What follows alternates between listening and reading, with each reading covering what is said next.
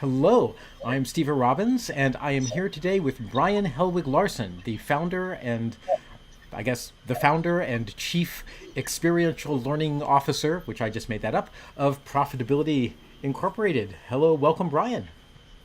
Hi, Steve. Nice to see you again. So I have to tell the story about how we met. Um, I was involved in helping to redesign portions of the Harvard MBA curriculum many years ago. And one of the things that we were looking for was the best, most leading edge 21st century experiential learning that we could find.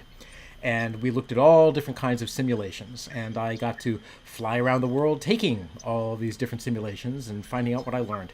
By far, the best simulations were being developed by this tiny little company called Profitability in the UK, Brian's company. And we brought him in. He developed a simulation that the Harvard MBAs used for years and years and years and years. Greeting card simulation, in which they ran a small greeting card company and actually had to make the greeting cards out of glitter and glue and paper and unfortunately sharp objects.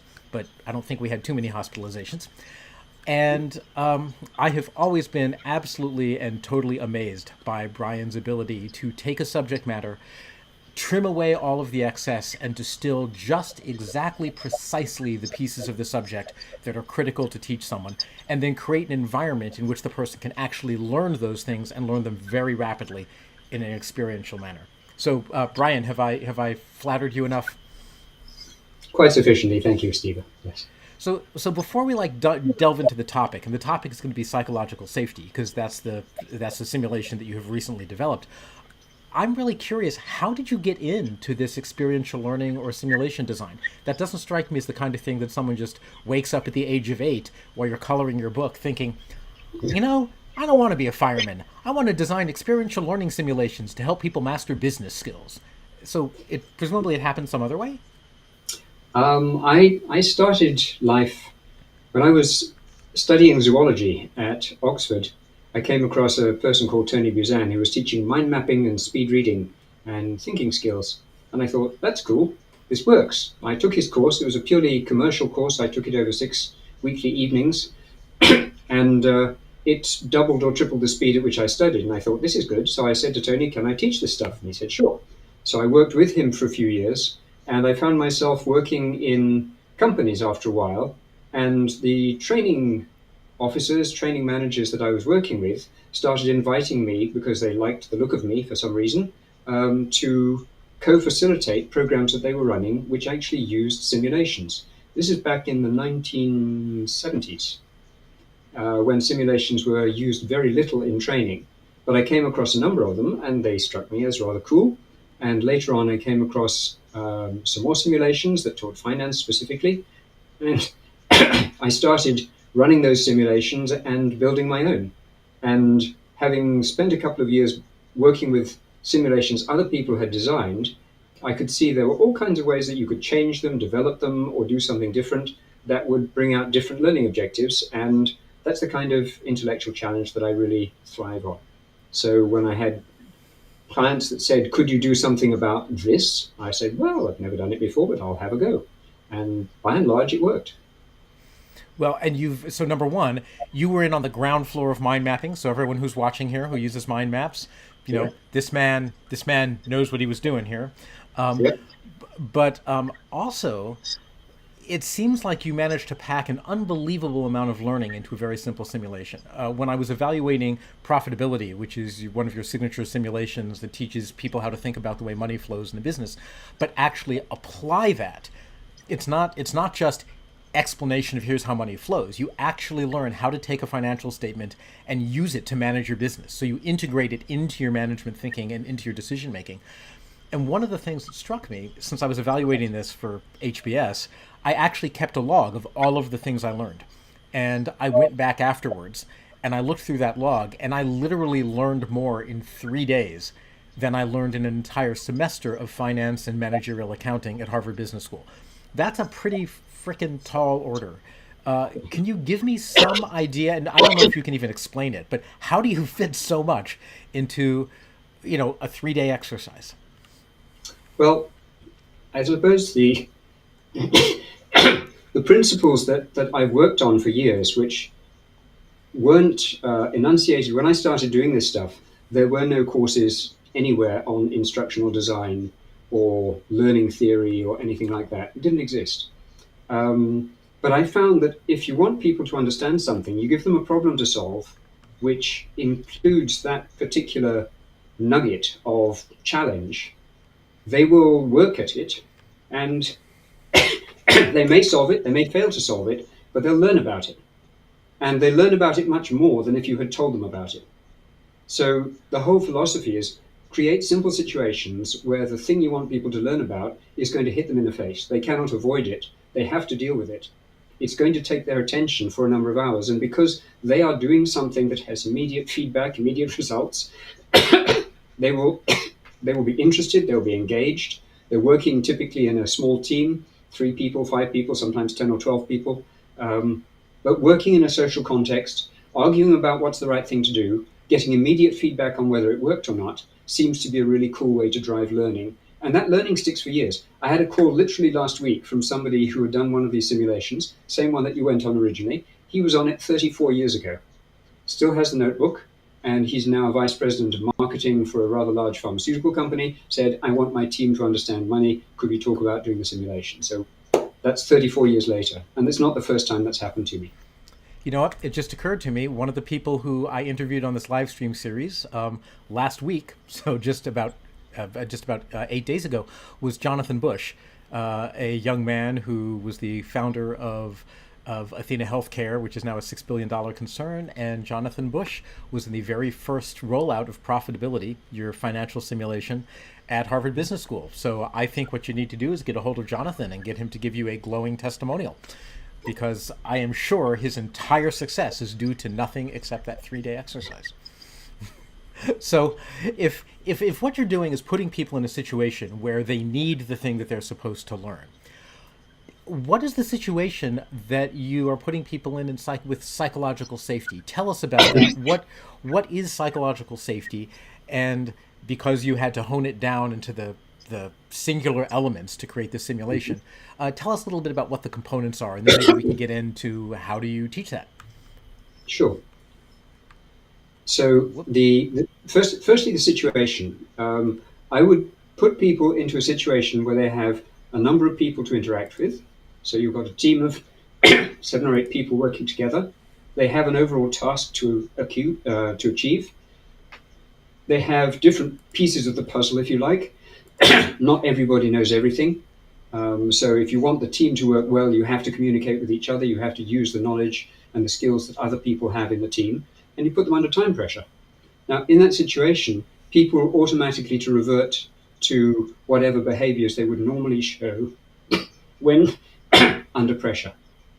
And if those behaviors are warm and welcoming and encourage people's engagement, make them feel good, make them feel validated for saying things, asking questions, questioning things, then they will contribute very heavily and the project will move very quickly forward. If, on the other hand, the way that you interact with them shuts them down, makes them feel uncomfortable, makes them feel unwelcome or not validated, then the shutters go down and they will stop contributing. And you'll get maybe 5 or 10% of the value you could from that team member. So you can do that within a couple of hours, and we typically will, with people's agreement, we will videotape it, and we have a recording mechanism that I developed so that you can very quickly record live behaviors as they happen, and it's synced against the videotape, so you can review it afterwards and see, actually, that's the point when you did what I'm talking about. So you can give people really powerful feedback about what they have been doing and show them the impact it's having on other people, and that drives behavior change. There's a huge lack of awareness in most leaders about, and I speak from personal experience. I have been a leader with a total lack of self-awareness and crushed people by being right and knowing that I was right and knowing that I was smartest person in the room, and letting them know so without intending to at all. But I've been horrible to people, and it's shut them down, and you get nothing out of them. So I hate to go all meta on you, but let's say that I were taking the simulation, you put me under pressure, and I revert to my natural behavior, which probably involves yelling and screaming and a little bit of throwing a temper tantrum, maybe some, fragile pottery against a brick wall. Sure. And in the process, I completely alienate the rest of my team. And then you, Brian, you come up to me and say, Stever, let's talk about how you create an aura of psychological safety. And in that moment, I'm stressed. I was just throwing pottery. Now I'm going to have to clean it up. I'm going to just say, screw you, Brian, and I'm going to leave the simulation, get in my car, go home, and start looking for another job. How do you create psychological safety in the learning experience itself so that people can safely learn about what they do that is not creating the psychological safety? Because that seems to me like you actually have to, you have to be using your own material in this. Hmm. Well, we'll get onto the actual content in a moment, but as you say, you have to use the material yourself. So you have to show yourself to be open, to be vulnerable, not to know all the answers, to be really interested in what other people are doing, to be prepared to really listen to what they have to say and what they're going through. And you also have to set up the situation by explaining this is a training exercise or this is a learning environment. What happens here, what happens in Vegas stays in Vegas. What happens in the training room doesn't go anywhere else. This is not about reporting to your boss on how you did. This is about you noticing what you've learned and taking some value from that that's going to make life more productive for you in the future if you can pick up these things. And one of the key things that we're doing at the moment is we're partnering with a company that provides coaching services so that when people have been through the simulation and got the initial feedback about things that are doing really well and maybe some things they ought to fix or change or stop doing or do more of that they haven't been doing, they can take that knowledge back with them to a coach who is not part of their organization. He's an external or she's an external person, properly trained professional coach, who will coach them through the application of that in daily life over the next 3 or 4 months so that they can really build it into their behavior style in a way that lasts.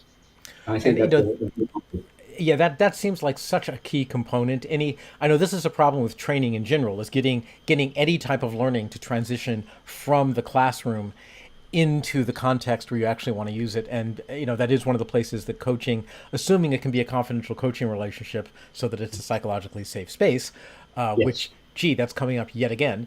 Mhm. That's what enables people to be able to confront these things in themselves and go, you know what, maybe I am behaving in this way, I need to change it. Yeah. So now that we've been using the term, can you tell us more? What are the essential elements of psychological safety?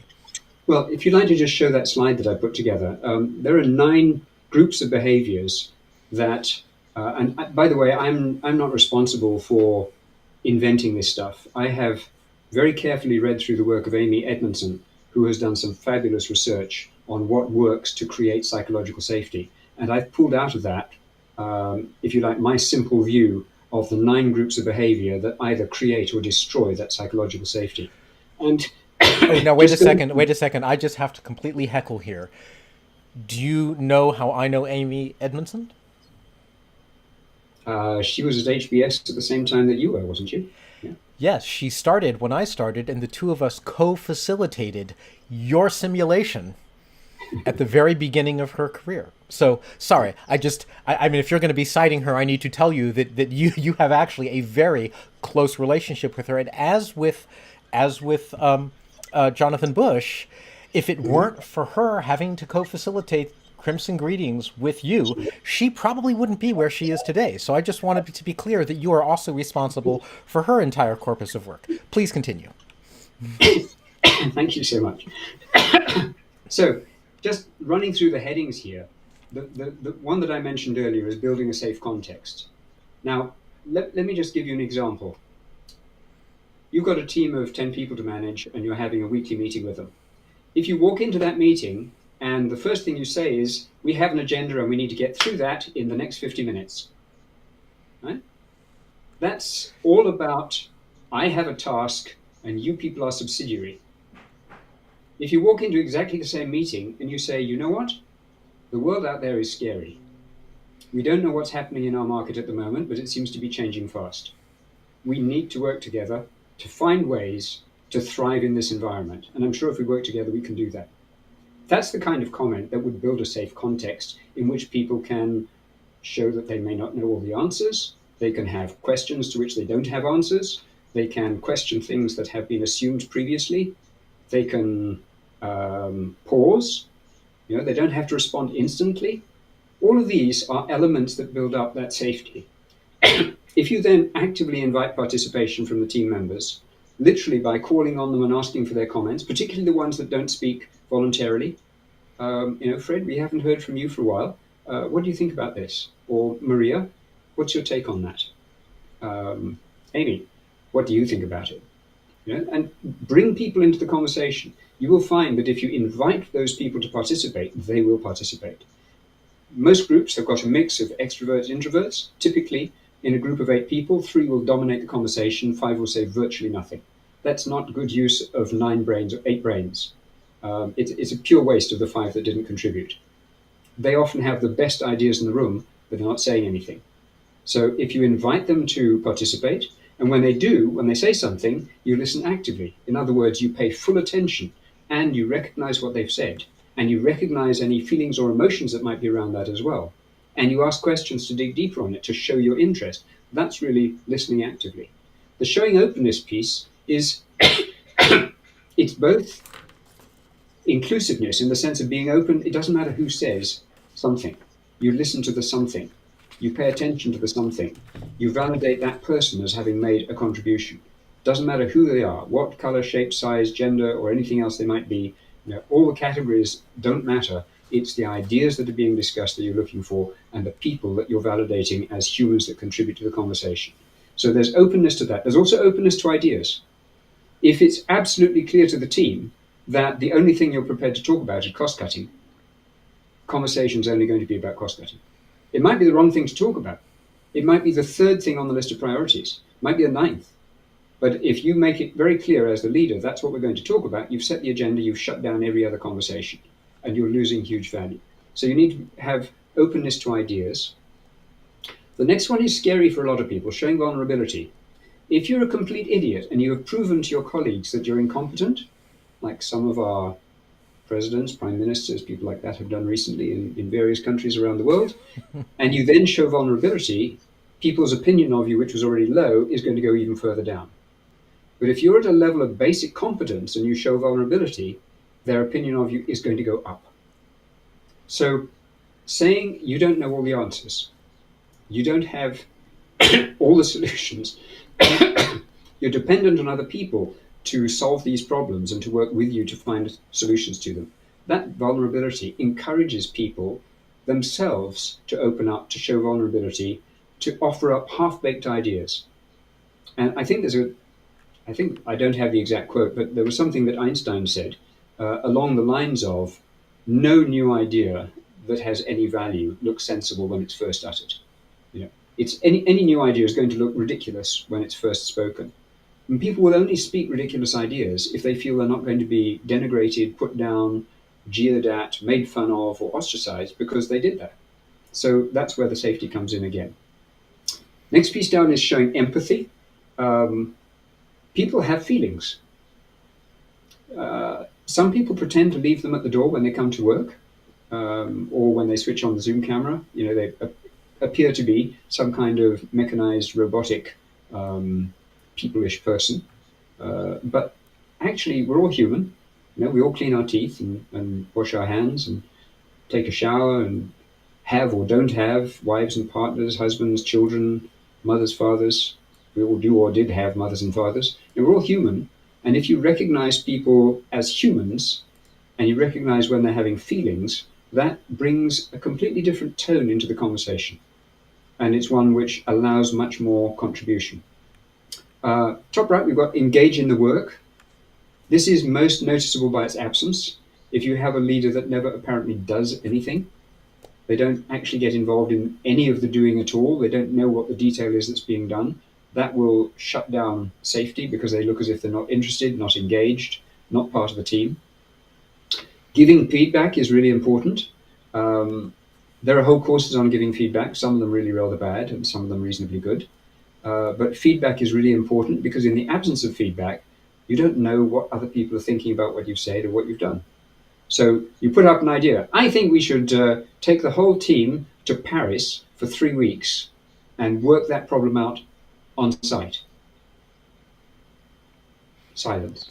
Was that a good idea? A bad idea? People think you're nuts. People think that's the best idea they've ever heard. You have no feedback, you have no idea. If somebody says, That's interesting, but it sounds expensive. Can we talk about it? There's some feedback there. Sounds expensive. Okay, so let's talk about it. What's the cost of doing it, cost of not doing it? Is it a good idea or a bad idea? But feedback is really important. Final one that we've got on there is responding to failure. And there's a really interesting thing that Amy Edmondson came up with, which is she basically groups failure into three archetypes. What she calls, sorry, I'm just getting this where I can see it, preventable, complex, or intelligent failures. And if you don't distinguish between them, if you just treat everything as you did bad, then you're going to shut people down very quickly. But let's just talk for a moment about three kinds of failure. If somebody doesn't have the skill to do what they're supposed to do, supposed to be frying eggs, and they flip the egg and it lands on the stove instead of landing in the frying pan, they don't have the skill. Okay, that's a preventable failure, probably solvable through training. Right? If they don't have the equipment or the resources, they're trying to fry eggs and they only have a saucepan in which to boil them, they don't have a frying pan. Now, that's a problem as well. If they're just not paying attention because they're listening to music through their earbuds or something like that, and they're not paying attention to what they're doing, that's a preventable failure. That should be sanctioned. But most of the people that I deal with are knowledge workers of one kind or another. They're dealing with ideas, they may be typing, they're looking at charts, they're working, they're having discussions, they're making decisions. And most knowledge workers are working in a really complex environment. And in a complex environment, there are very often a number of novel factors, such as the pandemic that hit us over the last couple of years, which nobody had been through before, and nobody was experienced with, nobody was prepared for, and we made mistakes. And those mistakes are the result of being in a complex situation rather than showing inattention. Right? So in this responding to failure, the first kind of mistake is preventable. The second one is complex. And the third kind of mistake is what she calls an intelligent mistake. And that's where you try something out to find out if it'll work, and you find out it didn't. And that's great. You should celebrate that. So when you respond to people when they have bad news or when things haven't worked, how you respond to that makes a huge difference again to the psychological safety. I've spoken enough. Yes. Well, so au contraire, I'm going to ask you questions so you can speak even more. So the way that the simulation works, it sounds like, is you put us in a situation where our root behaviors are likely to come out. Then we analyze them in terms of these 9 buckets, and then we get coaching on whichever things we would need to be able to get up to speed, and then do it again, presumably, to practice whatever the skills are. So I have a couple of questions about them. Let me start with vulnerability. And because, number one, I'm very curious to know how you would integrate that, how you would teach someone vulnerability, because that seems like that seems tricky. Right? If somebody is used to keeping themselves protected, it's going to be pretty instinctive. But also, I have heard from Jeffrey Pfeffer, who is the author of the book The 7 Rules to Power that just came out a couple months ago, who he studies power and power behavior in organizations.